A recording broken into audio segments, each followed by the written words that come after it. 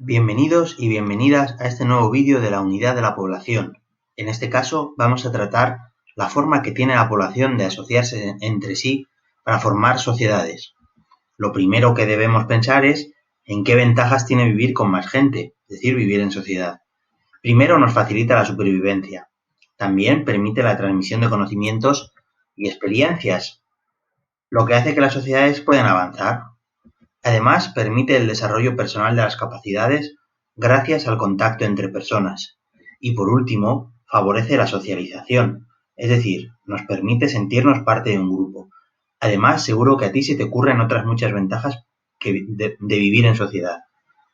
El primer grupo social al que pertenecemos es la familia, al que nos unen los lazos de parentesco. La familia puede ser de muy diverso tipo, pero sin tener en cuenta a los integrantes, podemos hablar de familia nuclear, a la que pertenecen los miembros más cercanos entre sí, como por ejemplo los padres e hijos. Podemos ampliar un poco el rango y hablar de familia extensa, en la que podemos incluir a familiares un poco más lejanos, como los abuelos o los tíos y primos. Pero también lo podemos hacer lo más lejanos, todo lo lejanos que queramos, y abrir el rango mucho más. Para vivir en sociedad es necesario una serie de normas sociales o reglas que debemos seguir para poder vivir todos juntos y además son transmitidas de generación en generación, como por ejemplo el saludar, dar las gracias, pedir perdón y algunas otras cosas más. Algunas de estas normas sociales se concretan en leyes que regulan las relaciones sociales en diferentes ámbitos. El no obedecer estas leyes puede dar lugar a una sanción. Vivir en sociedad también hace necesario generar y aprender poco a poco una serie de habilidades sociales, es decir, unos comportamientos que facilitan esas relaciones con los demás, como gestos, expresiones, palabras. Las sociedades son y han sido muy diversas a lo largo de la historia, pero podemos diferenciar dos tipos básicos de sociedades por su estructura. Las sociedades jerárquicas o estáticas son sociedades en las que el pertenecer a un grupo social u otro viene determinado por el nacimiento y no es posible cambiar de un grupo a otro. Un ejemplo es la sociedad feudal medieval. Si un individuo nacía siendo campesino, toda su vida sería campesino y no tenía posibilidad de cambiar de grupo social. Lo mismo pasa con la sociedad de castas de la India, que está jerarquizada según estas castas o grupos sociales.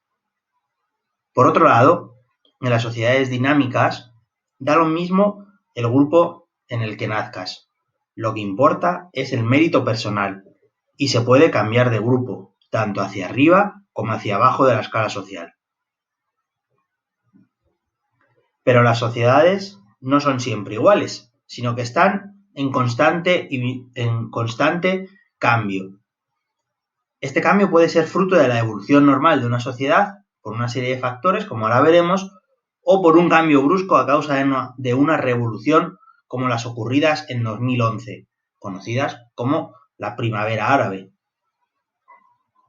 Los cambios son consecuencia, como acabo de decir, de una serie de factores, como por ejemplo puede ser que se produzcan cambios en el medio físico, como una sequía o una inundación, que puede obligar a una sociedad a cambiar su modo de subsistencia.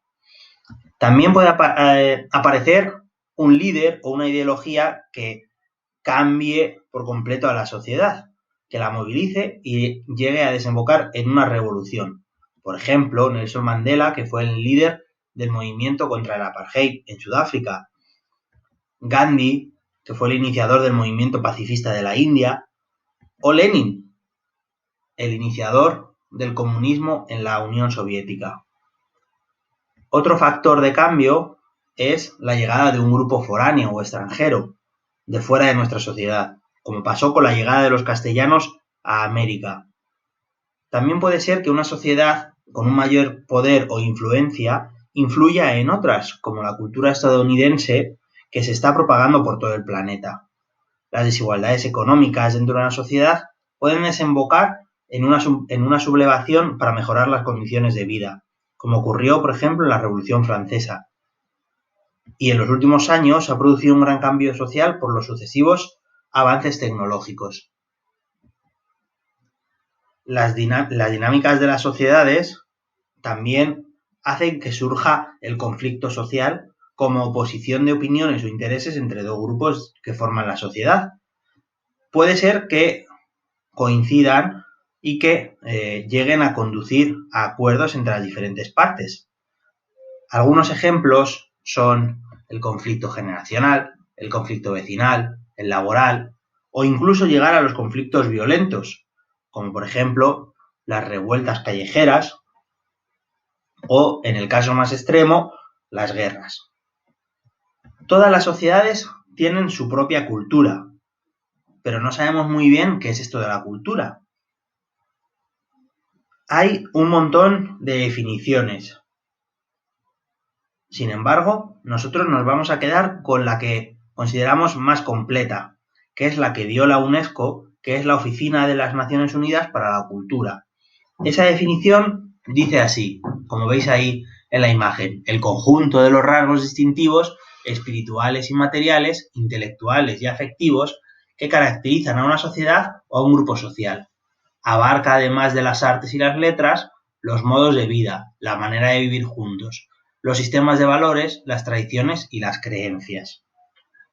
Así, según esta definición de cultura, podemos ver 3 elementos básicos de la cultura: la lengua como vehículo transmisor y relacional, las creencias, es decir, la forma de entender la existencia, y las tradiciones, el pasado común con sus valores y creencias.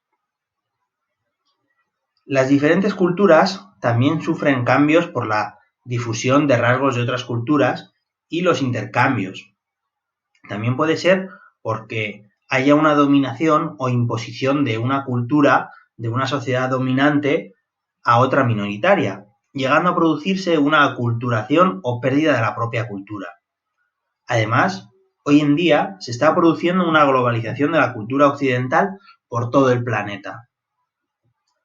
Con esto llegamos al final de la unidad 1, de la población, en la que hemos visto términos demográficos y sociales, para poder entender todo lo que tiene que ver con la gente que vive en el mundo. Espero que hayáis entendido todo bien y que estos vídeos os hayan servido para acercaros a este tema tan chulo. Como siempre, cualquier duda me decís. Hasta la próxima.